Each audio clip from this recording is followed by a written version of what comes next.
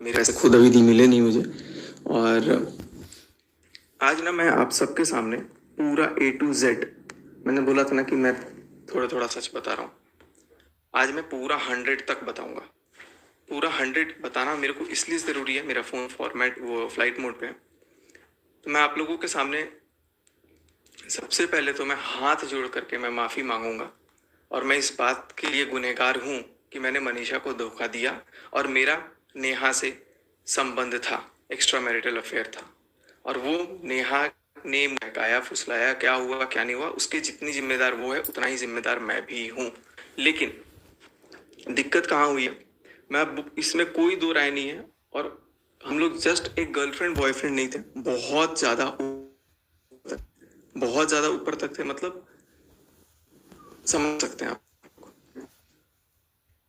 दूसरा लग रहता था कोई ऐसा दिन जब बात लीगल जाएगी, उन्होंने बोला है कि लीगल करूंगी मैं, जब अगर वो लीगल करती हैं तो लीगल बातें अगर जाती हैं तो लीगल में कोर्ट में जब बातें जाती हैं ना, तो आपकी जब CVR निकलती है तो आपकी कॉल पे क्या क्या बातें होती हैं, वो बात भी एक जन होता है कोर्ट में जो सुनता है और सुन करके बताता है कि क्या क्या बातें हुई हैं और बाकी में वो बात गलत है सही है।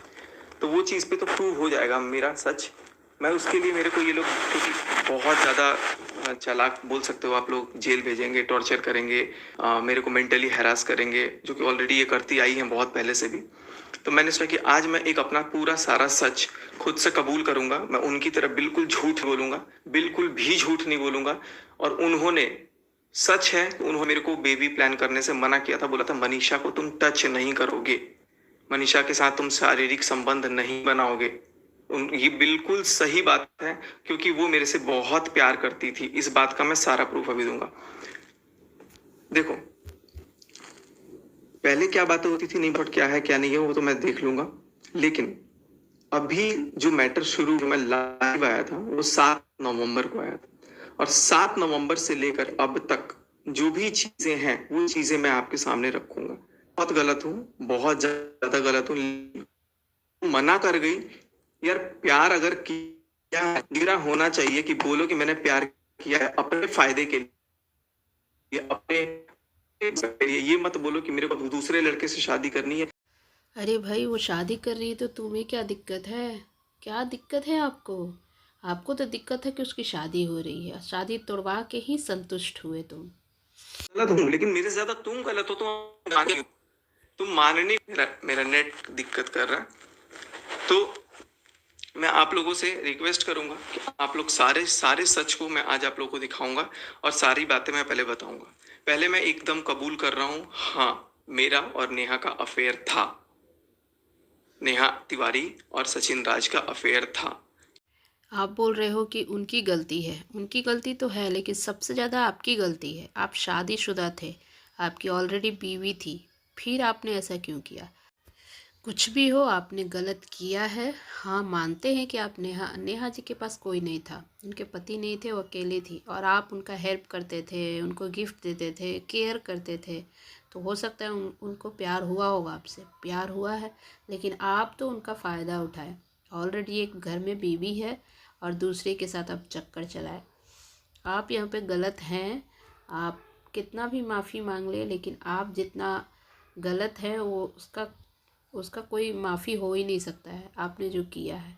और ऊपर से आपने जो किया तो किया, सारे समाज सारे दुनिया के सामने एक एक चीज़ आप बोल रहे हैं। बहुत अच्छा काम कर रहे हैं आप तो। ये तो गलत है ना, बिल्कुल गलत है। आप बदनाम कर रहे हैं, पूरी तरह बदनाम कर दिए।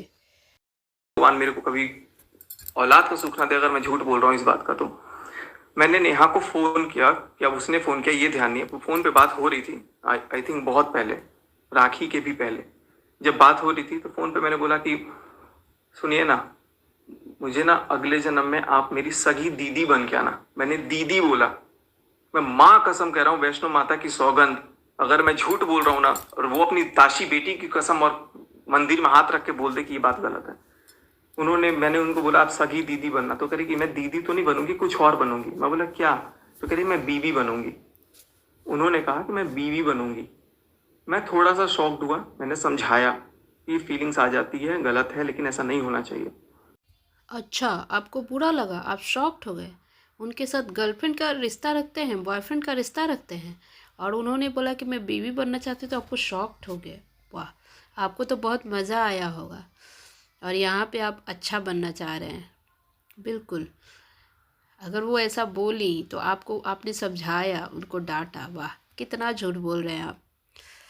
ऐसा नहीं हुआ होगा, क्योंकि जो इंसान उसके साथ गर्लफ्रेंड बॉयफ्रेंड का रिश्ता रखता है, अगर वो बोली कि बीवी बनना चाहते हैं तो आपको बहुत ख़राब लगा, आपने समझाया।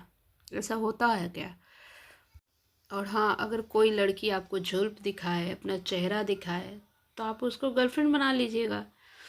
आप तो किसी के झुर्प और किसी के चेहरे और किसी के अट्रैक्शन से आप उसको गर्लफ्रेंड बना लेते हैं, है ना? कितना सफ़ेद आप झूठ बोल रहे हैं। अब कहाँ से सच्चाई नज़र ही नहीं आ रहा है कहीं से भी। हद है लेकिन। और अब क्या होगा? जेल जाएंगे, फांसी होगी, मौत होगा, यही होगा, कुछ नहीं होगा। वैसे तो मुझे पता है, क्योंकि मैं भाई सच कबूल कर रहा हूँ, अभी सामने ही कर रहा हूँ, सबके सामने। उन्होंने मेरे से उसके बाद बात करते गए, मनीषा की कमियां दिखाते गई कि मनीषा ये नहीं करती, वो नहीं करती, खाना टाइम से नहीं बनाती, जो भी XYZ बताती रही। मनीषा जैसे मैं तुम्हारी पत्नी होती ना, तो तुम्हारे चरण धो करके पानी पीती रोज। ये उनके लाइन है, अपनी बच्ची की कसम खा के बोलते, अगर उन्होंने ये लाइन मेरे को नहीं बोला है तो। मेरे घर में आकर के, मेरे साथ रह करके सब कुछ, और कर्जे का महल बोल रही हो। तुम्हारा खुद इटारसी का घर गिरवी रखा हुआ है कई सालों से, उसका कर्जा तो तुम उतार नहीं पाए, तो भोपाल भाग के आए हो। ये तुमने खुद मुझे बोला है कि उसका कर्जा मैं भरती थी, तो मुझसे भरवाते थे तो मैं भोपाल भाग के आ गई। तो इन लोगों का भी खर्चा मैंने चलाया, अपने चाचा के परिवार का, अपने परिवार का, सबका खर्चा। चाचा के दोनों लड़के निकम्मे हैं, उनका खर्चा मैं उठाती हूँ। आज भी 5,000 रुपये भैयों को देती हूँ शूट करने की वीडियो। ये सारी बातें तुमने बोली। अगर भैयू भी देख रहा होगा ना तो समझ जाएगा, भाई देख मैं गलत हूँ, मैं मानता हूँ, लेकिन जो बात सच है सो सच है। अब मैं आपको